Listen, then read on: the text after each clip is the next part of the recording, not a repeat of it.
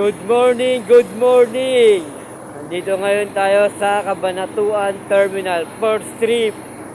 Ngayon sa maaga to, sasagutin natin ang tanong ng ating mahal na pasahero.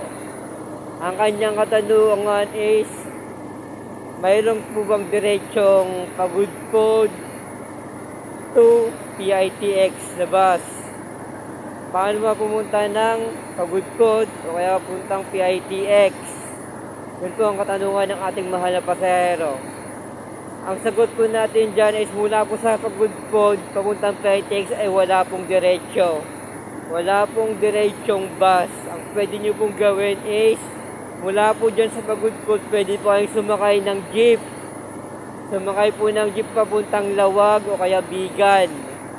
Sa Bigan po at saka sa Lawag, mayroon na po mga biyahe dyan papuntang Cubao at Pasay. Ang pwede nyo pong sakyan na bus company is Partas or Victory. Ayun po sa dalawa na yun, Partas at Victory. Pero mas recommended ko po yung Victory na sakyan nyo, yung biyaheng Pasay na Victory. Kasi pagkababa nyo po ng terminal nila is may dumadaan na po itong mga minibus na papuntang PITX. Sana nakatulong ang video ito. Pa-comment po sa baba yung katanungan para masagot po natin. Thank you, stay good, guys. Thank you.